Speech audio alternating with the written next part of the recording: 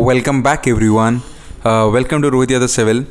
आज एक बहुत ऐसी बात कि काफ़ी लोगों ने आप में से फॉर्म भर लिया होगा और आधे लोग अभी फॉर्म भर रहे होंगे, आधे लोग उसमें लड़ रहे होंगे कि इसमें क्या अप्लाई करना है, किस तरह से करना है। और आपको कमिंग वीडियोस में ज़रूर दिख जाएगा कि आपको किसी फॉर्म में अगर कोई दिक्कत आ रही है तो आपको उसकी जगह पे ये डालना ज़रूरी होगा, यानी कि परसेंटेज के तौर पे, या आपका एनरोलमेंट नंबर या रोल नंबर के बीच में जो आपको दिक्कत आ रही है उसके बारे में। मगर आज एक बात करता हूँ इन सबसे परे। ये तो छोटी सी लड़ाई है कि जहाँ पर आपको फॉर्म भरना है और भरते हुए भी दिक्कतें आती हैं, आप भी जानते हैं। ऐसे में कि दिक्कतें बड़ी तब हो जाती हैं जब आपको इस रास्ते पे कोई एक ऐसा व्यक्ति मिलता है, और ऐसा व्यक्ति मे बी आपका टीचर हो सकता है, मे बी आपका दोस्त हो सकता है, और आपको ये बोल सकता है कि भाई आप जितनी भी जो चीज़ कर रहे हैं, अगर आप एसएससी जेईई के लिए बात कर रहे हैं, वो एसएससी जेईई बहुत आसान है। देखो, मैं एसएससी जेईई को बहुत आसान तो नहीं बोलूँगा।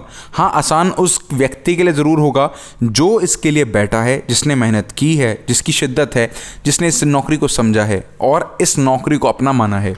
अगर मैं ये सारी चीज़ें एक बार में एक दफ़ा बोल रहा हूँ तो मेरा कहने का मतलब सिर्फ इतना सा है, अगर आप एसएससी जेईई को प्री समझ के, प्री को टारगेट करने के तौर पे अगर आप चलते चले जाएंगे तो मेरे से लिखवा के ले लीजिए किसी भी कागज़ पे। अगर आप प्री करते रहेंगे अपने मुंह से या अपने दिमाग से या अपने नोट्स के हिसाब से, और कभी मेंस की तरफ देखेंगे ही नहीं, तो बच्चे एसएससी जेईई होगा ही नहीं।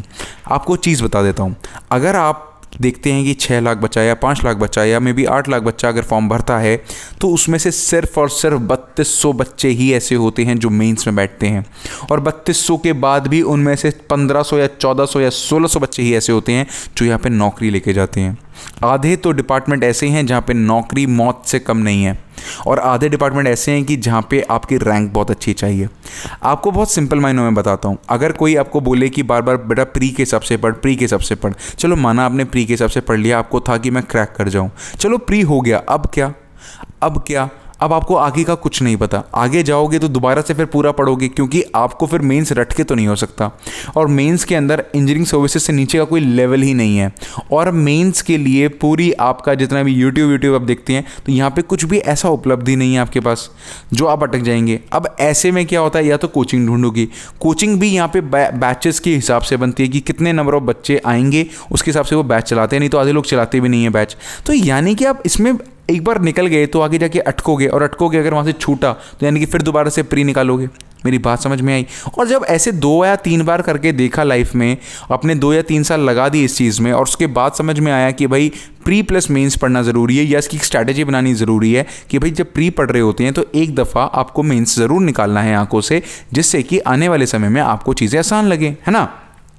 और आधे में बच्चे को ये समझना कितना मुश्किल होगा कि यार एक बार पढ़ लें और ढंग से पढ़ लें, यानी कि एक बार कॉन्सेप्ट ही तो बनाना है। और अगर आप एक बार में ढंग से पढ़ेंगे तो एक रैंक होल्डर कहलाएंगे। अगर आपको लगता है इस पेपर के अंदर किसी भी तरीके से अगर आप एक क्या कहते हैं कट ऑफ क्लियर कर लेते हैं तो वो आपको बहुत सफिशिएंट होगा, तो बच्चे वो किसी हालत में भी सफिशिएंट नहीं है। अगर आपको मैं रियलिटी के तौर पे बताऊं तो वो सफिशिएंट है ही नहीं, क्योंकि अभी आपको बहुत कुछ इसमें करना बाकी है। तो इन चीज़ों को थोड़ा समझो, एक बार जान लो। आपने फॉर्म भर लिया, अब इतनी चीज़ को मान लो कि अब पढ़ना भी अब आपको ही है। अगर फॉर्म भी आपने ही भरा है तो अब पढ़ना भी अब आपको ही है, और इसके लिए जितनी जल्दी समझ के पढ़ोगे तो वो चीज़ें आपके लिए आसान होंगी। तो मैं पहले ही बताता हूँ, सबसे पहले दिमाग से निकाले ना प्री, ना तो प्री के रहोगे ना मेंस के रहोगे। सबसे बड़ी गलती जो हर बच्चा करता है ये उसी के अंदर काउंट होती है। सेकंड जो चीज़ मैं बोल रहा हूँ कि चीज़ों को जब पढ़ो तो उसके प्रॉपर एक नोट्स बनाने ज़रूरी होंगे, और रेगुलर बेसिस से पढ़ना, क्योंकि इससे क्या होता है जो आप पढ़ते हैं उसके लिए एक बार आपने बड़े क्वेश्चन लगा लिए तो दूसरी बार पढ़ने के लिए आपको पता होना चाहिए छोटे छोटे क्वेश्चन या छोटे छोटे पार्ट ऐसे कौन से हैं जो एसएससी जेईई में बार बार आते हैं। किसी भी दोराहे में मत आना, किसी बच्चे के बहकावे में मत आना। अगर कोई ये बोलता है कि एसएससी जेईई तो बिना पढ़े भी लग जाते हैं या पढ़ के मतलब कम पढ़ के भी लग जाते हैं, तो बच्चे वो पॉसिबल नहीं है। कोई टीचर आपको कहता है कि रट्टा मार के काम हो जाता है, बेटा रट्टा मत मारिएगा आज, नहीं तो कुछ नहीं होगा, अगला साल खिसकेगा, और जहाँ पे आप बैठे हैं वो दलदल से कम नहीं है। जितना साल वहाँ पे जाएगा उतने आपके पैर नीचे धसकते जाएंगे, और जितना आप ऊपर आना चाहोगे तो चाह के भी ऊपर नहीं आ पाओगे, क्योंकि आपने जो साल लगाया उसमें एनर्जी अपनी ख़राब कर दी। मैं बताता हूँ यहाँ पे अगर आप बैठते हैं, जो बच्चा 3 साल या 4 साल से बैठ रहा है वो उसकी बहुत बड़ी हिम्मत होती है उसके पीछे, मतलब उसके सोचो मेंटल स्टेबिलिटी कितनी तगड़ी होगी जो बच्चा बैठ रहा है, सीख रहा है और कर रहा है। क्योंकि यार यहाँ पे यही समझ नहीं आएगा कभी लाइफ में कि भाई किस तरह से करना था, क्या हो गया और किस तरह से हम फंस गए। तो ये जिस राह पे बैठे हो, देखो डराने वाला काम नहीं कर रहा, एक भाई वाली राय दे रहा हूँ और हर तरीके से हर उस बच्चे को बांधने की कोशिश करूँगा कि जो एक आज एक समझ रखे। तो ये मेरी एक पार्ट 1 सीरीज़ थी बच्चे कि एसएससी जेईई 2020 अगर आपने भर लिया है तो अब आगे क्या कैसे करना होगा, अब आगे क्या कैसे करना होगा। तो ये एक सीरीज़ में निकालूंगा, आगे भी चीज़ों के बारे में बताऊंगा प्रॉपर में। जैसे 2019 के बच्चों के लिए D4 मतलब डे 4 डे 3 डे 2 की बात कर रहे हैं, ऐसे में आपका भी एक शेड्यूल तय करेंगे और बिल्कुल इसको सही तरीके से करके जाएंगे। अगर आए हैं तो मेहनत करेंगे, अगर मेहनत करेंगे तो जीतेंगे तो तभी हमारा नाम होगा और लोग हमें जानेंगे, पहचानेंगे, मानेंगे। आशा करता हूँ चीज़ें आपकी समझ में होंगी, चीज़ें आपको पसंद आई होंगी। एक छोटा सा इनिशिएटिव लेते हुआ रोहित यादव सिविल की पूरी टीम आपके समक्ष फिर से दोबारा हाजिर होगी नई चीज़ों को लेके। लाइक ज़रूर कर देना अगर मेरी बातों में दम लगता है, मेरी जेन्युइनिटी दिखती है आपको, एक इंसानियत दिखती है आपको, सच्चाई दिखती है आपको, मेहनत दिखती है आपको, तो प्लीज़ करना। क्योंकि थोड़ी सी प्रॉब्लम हमारे पास भी है, मेरी तरफ भी है कि मैं चीज़ों को बहुत कोशिश के थ्रू आपके पास ला पा रहा हूँ।